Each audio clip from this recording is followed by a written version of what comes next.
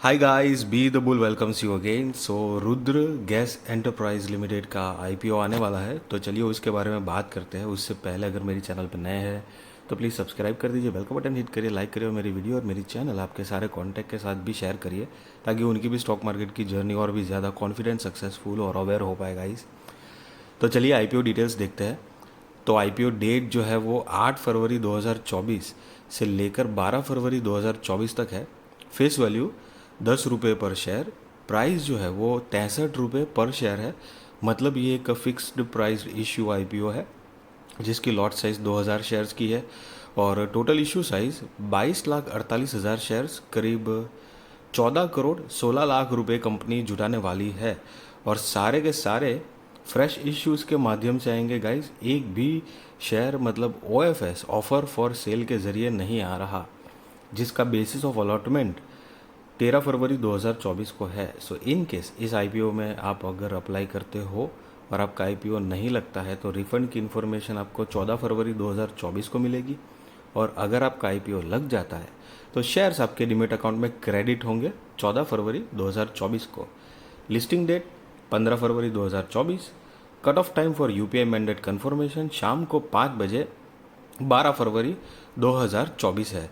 Issue type जो मैंने आपको बताया, फिक्स्ड प्राइस इश्यू आईपीओ है। लिस्टिंग जो है वो बीएसई एसएमई है गाइस, तो ये याद रहे कि स्मॉल एंड मीडियम एंटरप्राइजेस का आईपीओ है, मेन बोर्ड आईपीओ नहीं है। जिसकी शेयर होल्डिंग प्री इशू 60,90,000 और शेयर होल्डिंग पोस्ट इशू 83,38,38,000 है गाइस। सो बेसिकली आपको अगर आइडिया नहीं है कि मेन बोर्ड आईपीओ और एसएमई आईपीओ में क्या फ़र्क होता है, फ़ायदा नुकसान क्या है, तो मैंने डिस्क्रिप्शन में एक वीडियो की लिंक दी है, what is SME IPO, brief information है, अगर आप चाहो तो जाकर देख सकते हो। Market maker portion 1,16,000 shares Spreadex securities के नाम पर है। अब रिजर्वेशन अगर देखेंगे तो कि retail shares offered 50% of the net offer है और अदर शेयर्स ऑफर्ड भी 50% ऑफ द नेट ऑफर है गाइज। और मैं रियली सॉरी बोल रहा हूँ, ये साइड में जो ब्लैक कलर का ग्लिच आ रहा है, really sorry, please adjust guys.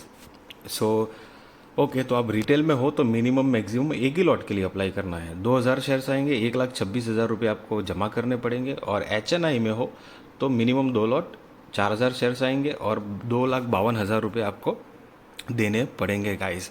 तो ये कुछ फॉर्मेट ही ऐसा होता है कि एसएमई आईपीओ में 1 लाख से ऊपर की रकम तो चाहिए ही चाहिए, कम से कम अभी तक तो यही फॉर्मेट है। फ्यूचर में अगर कुछ चेंज होता है तो तब का तब देखा जाएगा। कि जैसे यहाँ पर 1,26,000 है तो वेरी करता है, कभी 1,26,000, कभी 1,05,000, कभी 1,10, कभी 1,40,000 ऐसे करके वेरी करता रहता है। बट लाख रुपए से तो ऊपर की रकम ही लगती है। दूसरी बात कि एसएमई आईपीओ जो होते हैं वो थोड़े जितनी भी एसएमई कंपनीज के आईपीओ आते हैं तो वो मार्केट कैपिटलाइजेशन के हिसाब से बहुत छोटी होती है, तो रिस्क फैक्टर भी उसी तरह का होता है। अगर आईपीओ सक्सेसफुल हो गया और कंपनी ने आगे अच्छा परफॉर्मेंस दिया तो ये भी बात है कि बहुत स्पीड में ताबड़तोड़ पैसे भी बना के दे सकते हैं। लेकिन अगर नहीं चला तो पैसे वाइप्ड आउट भी हो सकते हैं। तो दोनों तरफ की बात है गाइस, बट रिस्क फैक्टर तो है, क्योंकि बहुत छोटी कंपनी होती है गाइस। और क्योंकि छोटी कंपनी है तो उनको कंटिन्यूस बिजनेस मिलना वो बहुत मायने रखता है। अब प्रमोटर्स देखते हैं तो कि Mrs Manjula Ben Suresh bhai Patel, mister Kush Suresh bhai Patel, mister Kashyap Suresh bhai Patel are the promoters of the company, जिनकी शेयर होल्डिंग प्री इशू 99.99% है और शेयर होल्डिंग पोस्ट इशू 73.03% है। मतलब आफ्टर आईपीओ उनकी होल्डिंग 73.03% हो जाएगी। अब कंपनी के बिजनेस देखेंगे तो कि 2015 से इनकॉर्पोरेटेड है and is active in gas distribution network projects, fibre cable networks, construction equipment and vehicle rental. और कंपनी की जो बेसिकली जो 3 बिजनेस वर्टिकल है वो तो देखेंगे। उससे पहले the company provides services in the field of pipeline construction, civil works and operation and maintenance of pipeline network in city gas distribution. The company also provides services for the installation of fiber optics cables and their maintenance guys. अब company के जो 3 verticals है तो कि gas pipeline projects, तो basically ये company जो है गैस डिस्ट्रीब्यूशन नेटवर्क में जो मतलब पाइपलाइन होती है उसका इंस्टॉलेशन भी करती है, कंस्ट्रक्शन, टेस्टिंग, कमीशनिंग, मेंटेनेंस करती है, रिपेयर फैसिलिटी, सारा काम जो है वो ये कंपनी करती है गैस पाइपलाइन के हिसाब, मतलब उसमें जो भी लगता है सीएनजी खास तौर पे।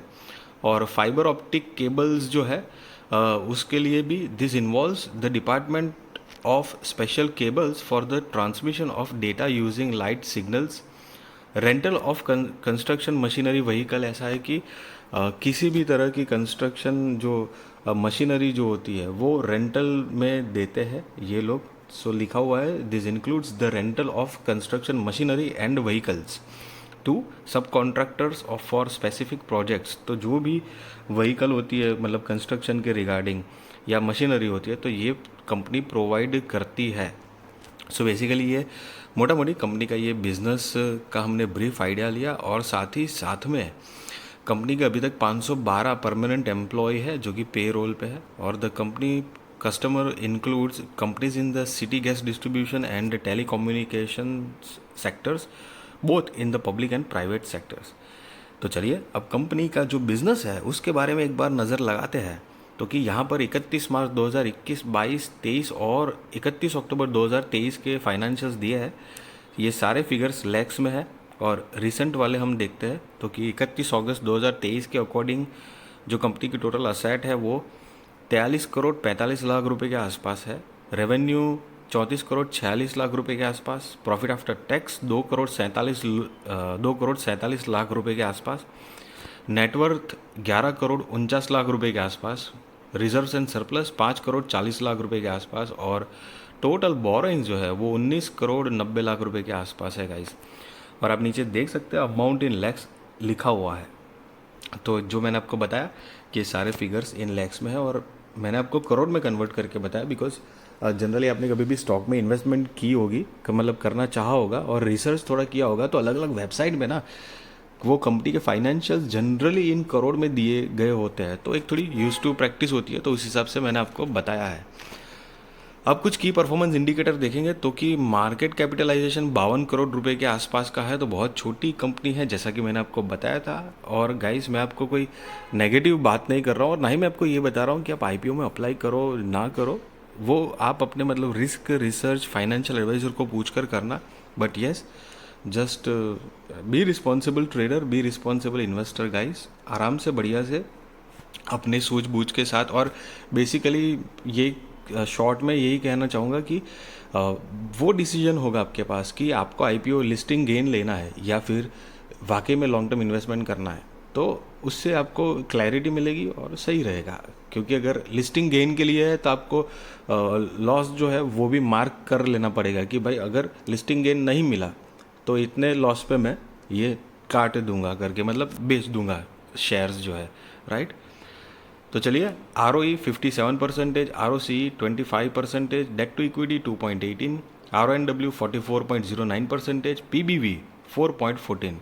अब EPS देखेंगे तो कि pre IPO 5.78, post IPO 5.09, PEX pre IPO 10.09, post IPO 12.39 है।